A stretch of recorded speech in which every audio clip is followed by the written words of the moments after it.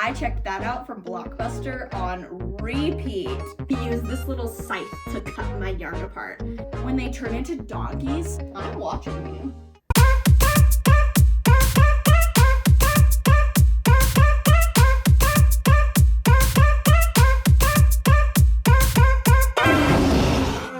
Hey everyone, it's Issa Morgan from Queer Crochet, and spooky season is upon us.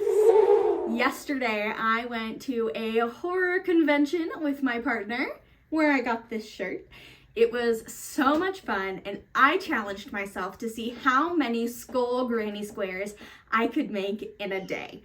So I have that in my shorts if you want to go check that out. I came away from that convention with 25 granny squares. 9 of the black, 9 of the orange, and 7 of the gray. This isn't quite enough to make a sweater. I had hoped I would be pretty close to making a sweater, but the granny squares are a little smaller than I would like. I was wanting to do one more round of each color on the outside of the granny squares and do a join as you go. But I ran out of the gray yarn and I ran out of the black yarn, and I was really trying to make this a use what I have project, and I don't really want to go out and get more. Not to mention the black yarn I unraveled from a thrift store sweater, and the gray yarn is the Dollar Tree Red Heart yarn, which I despise actually and don't want to buy more of it. What I'm thinking is I will instead make a few more orange, and then I will also make some green and purple granny squares and have a really fun, colorful Halloween sweater. I have this much more of the orange, and I think I would like to try to do 15 of each of the colored squares, so I would need to get 6 more out of this. We'll see if I can make that happen. And then I have some green and some purple, and we'll see how many I can get out of this. So I thought this could be a really fun crochet and chat with me while I make these granny squares. I have like 10 skeins of this white yarn. I got a bunch of this yarn to finish a project I was working on and got home and realized it was the wrong shade of white. Love when that happens. This is a great project to use that up on. And yes, I did bring my Squishmallow backpack to the horror convention with me, and I figured it was on theme because I had a little Frankenstein monster hammerhead shark on there, so it was on brand, and no one can tell me otherwise. At the conference, I realized I did not bring scissors, and I was so disappointed. I was like, whatever, I can just make the granny squares and just like leave a length between each one and have them be connected and cut them when I get home. Then we were walking around the vendors, and someone was selling these tiny little knives. This one's like a scythe axe combo, but they're like actually sharp. So I was using this to cut my yarn, and I freaking loved it. I'm gonna use this for the rest of the granny squares, even though I'm home and have access to my scissors now. It's just so fun and on brand to use this little scythe to cut my yarn apart. I'm obsessed with this, so I will continue using this for the rest of the project. Let's crochet! That's what we're here for, isn't it? Does anyone else like to sit cross-legged and put their ball of yarn in their lap, or is that just me? Let's talk about this horror convention. There were a ton of panels. Some were a hit, some were a miss in my personal opinion. But of the panels, there's one I really want to tell you all about because I want to hear your thoughts on this panel and how you would have answered the questions in the comments. So get ready to share your horror experiences with me. This panel was called Our First Corruptors, and it was about our experiences with horror movies as children, or things that felt scary to us as children. So not your personal traumas and horrors, which is what I thought it was going to be about, but like they asked, what movies did you watch as a kid that like scared the shit out of you, even though it wasn't supposed to be a scary movie? A few of the ones that I resonated with were Pinocchio. When they turn into donkeys, freaked me out so much. I like when they said that, I had like a visceral reaction. Like, I have not thought about that in so long, but yes, that terrified me. I refused to watch that movie a second time because it was so scary to me. And then they mentioned Wizard of Oz, which my whole family's from Kansas, so we watched a lot of Wizard of Oz. And yeah, the flying monkeys, so creepy. Hi, Melon. Do you match my sweater? Yes. Can you get your booty out of the picture? Okay, you can later. That's fine. Oh, and then Dumbo with the pink elephants and that like dream sequence thing. I don't really remember it, but I do remember being terrified. So those were the ones that I resonated with. And then a few others that I thought about was Arthur. Do y'all remember Arthur, the aardvark on PBS? The Telltale Heart episode, it was one of their like Halloween specials, and I'm watching you. Don't chew on my yarn, please. It was one of their Halloween specials, and it was like recreating Edgar Allan Poe stories, but like with the Arthur characters. And the Telltale Heart one freaked me out. That one really got to me. So let me know in the comments, what were other things that you watched as a kid that totally freaked you out, that like weren't supposed to be too scary? Like the Arthur one obviously was a Halloween special, so it was meant to be a little spooky, but like I don't think it was meant to scare me that bad. But it did. Definitely tell me in the comments, what were your like first encounters with horror or things that like weren't supposed to be spooky but were. My favorite movie when I was a kid was Clue, which I think my parents let me watch it because they're like, oh, it's based off the board game, we love the board game, and didn't realize how many adult themes and political statements there were in it. And I think when I was a kid, I didn't really get that either, right? There were so many things that went over my head in that movie. I just thought it was, you know, a funny satire murder, which it is. But now watching it as an adult, I'm like, oh, I totally didn't get that as a kid. I didn't understand, you know, the whole thing about communism. I didn't understand the queer references. Like, there was so much I didn't get. So I'm kind of shocked my parents let me watch it, but I think they didn't know what they were letting me watch. And then once I watched it once and loved it, they were like, well, you've already seen it, so I guess we're not exposing you to anything new. So I checked that out from Blockbuster on repeat. It's time.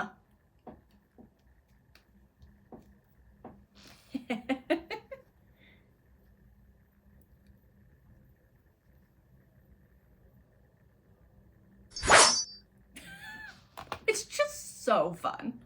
I've had this pattern pinned on my Pinterest for years now. I think it's so cute, but I've never made it because I'm like, well, you can only wear it one time of the year. But like, says who? I have a pin of someone who used these skull granny squares to make pants out of it.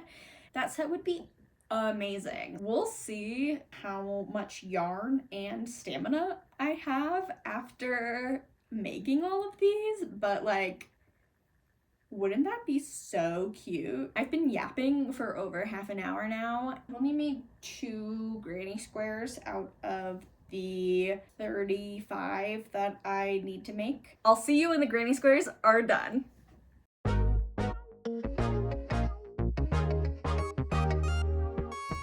The purple and the green squares are done. There are 11 of each. I think I want to do 1 round of single crochets around each square in the white.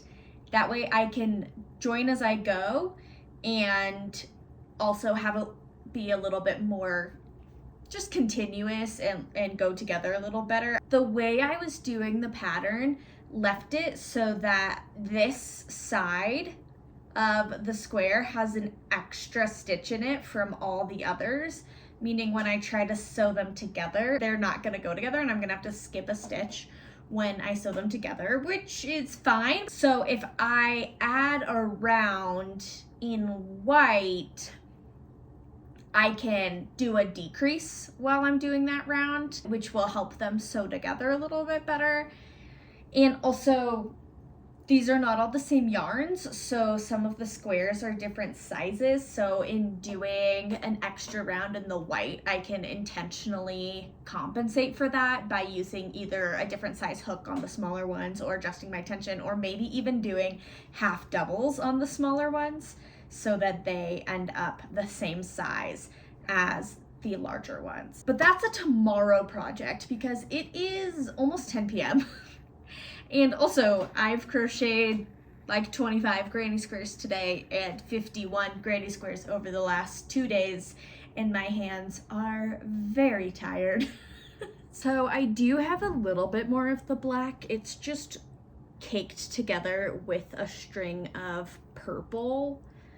But if I unwind them, I could use this black to do a few more squares. I could get up to 60, which was what I had wanted to get to before. I have all my granny squares finished, thankfully, and I have started adding white borders to each of them. I was worried I wouldn't like the white. This will be good that I can, you know, sew with my white, join really easily, it'll look nice, will tie in well if I do white ribbing.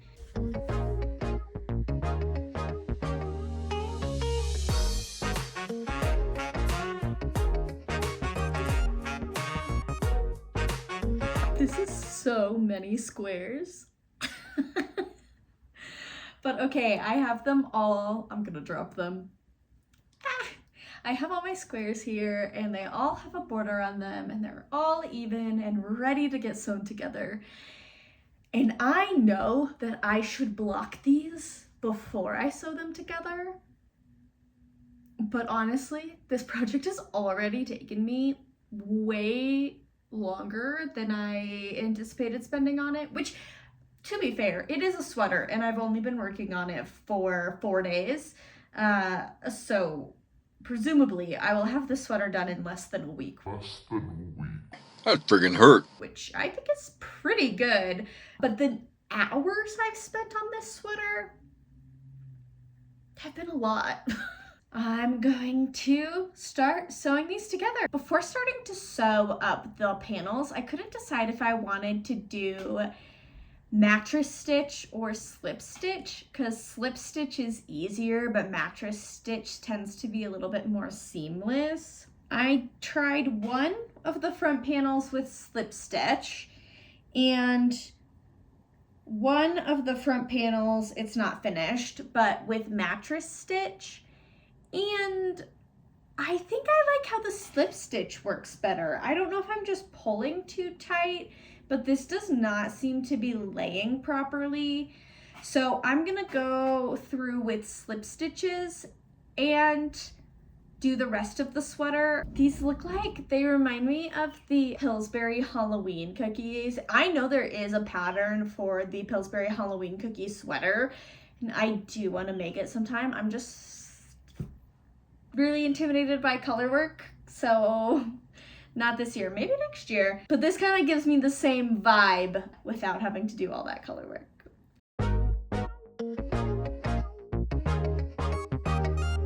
We are on day 5 of my granny skull cardigan, and here's where we're at. I've sewn together the back panel with the front panels. I wanted to try on and see how it's looking.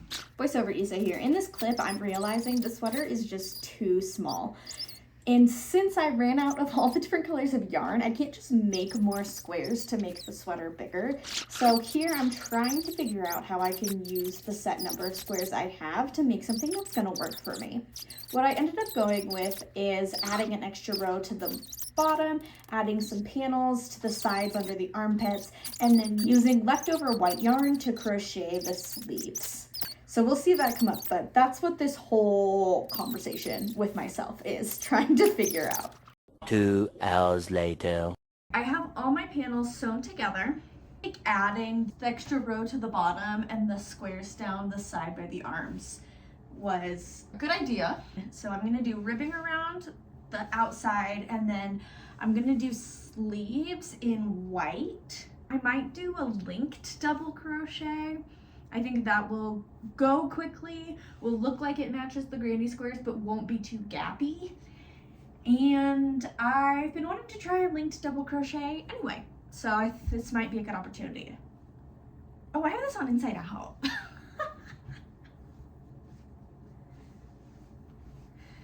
Does that look better? I hope so. Can you tell?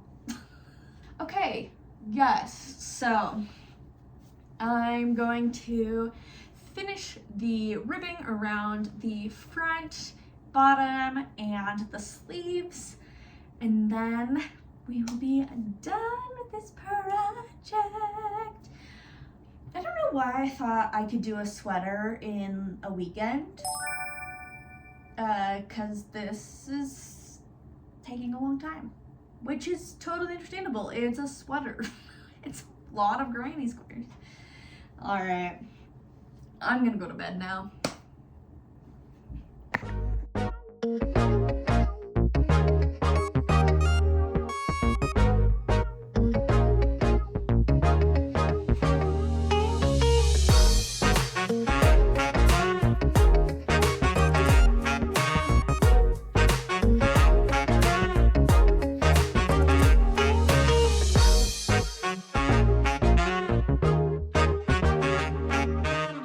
I've started the sleeves for my granny skull sweater, and I'm trying a linked double crochet. I kind of like it. So instead of yarning over before you insert into your next stitch, you insert into this arm here from the previous double crochet and pull up a loop, and then you finish the double crochet as normal. And then it connects them together so it's not as gappy. And I like it because it does feel very similar to a double crochet in the movement of it. So it feels just as fast as a double crochet, but it's not as gappy. And I can see a whole bunch of applications for this. My mind is reeling. I just learned about it and I'm kind of obsessed. Let me know if you've tried it and what your thoughts are. Thanks.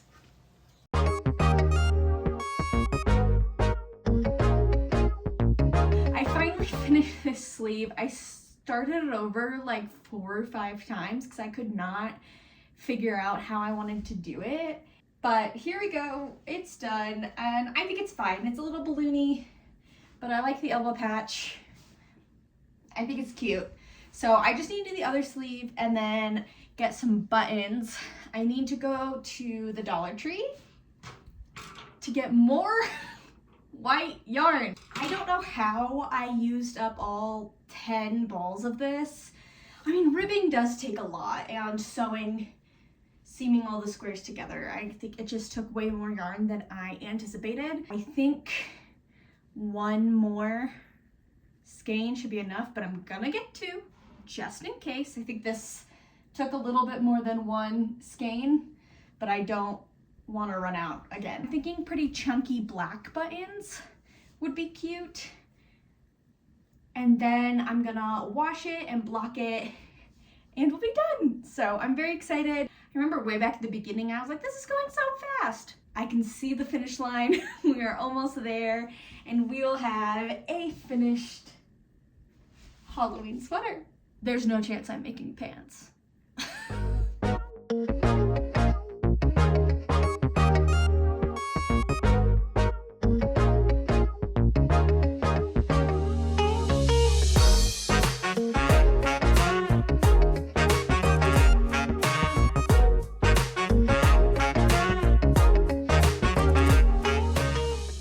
Y'all, my sweater is done. Well, okay, the crocheting is done.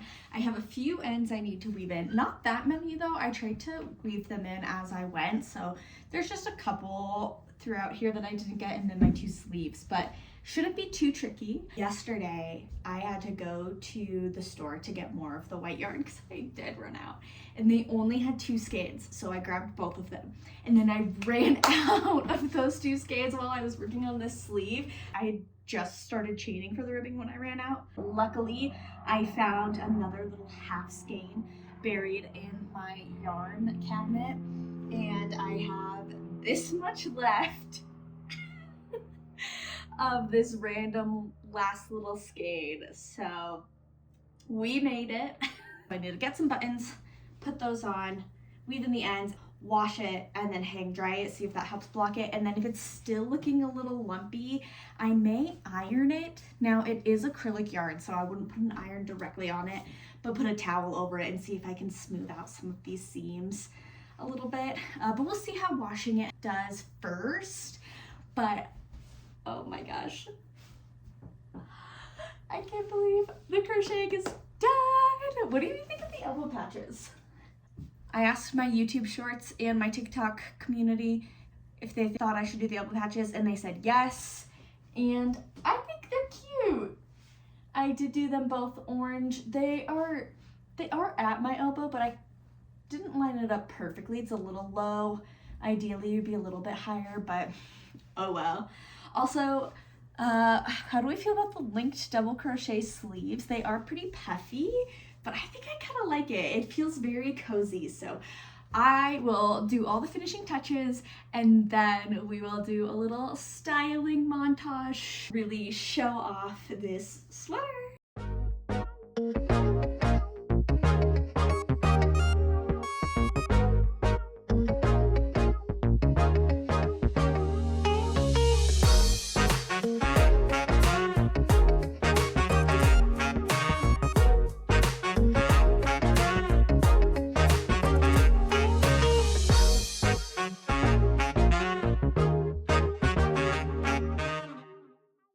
It's done! Honestly, washing it helped smooth it out so much. I did not have to iron it. Thank goodness, because I'm not even certain I own an iron. What the hell?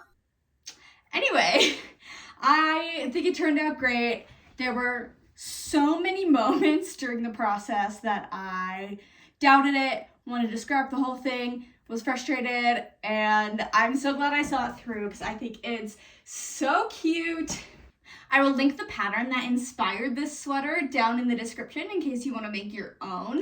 Here is the color scheme I originally intended to make until I realized I did not have enough yarn to see this through. But if you want to make it, please tag me. I would love to see how my original idea turns out if anyone wants to make it. There's so many tutorials out there for how to make skull granny squares, so feel free to go check those out.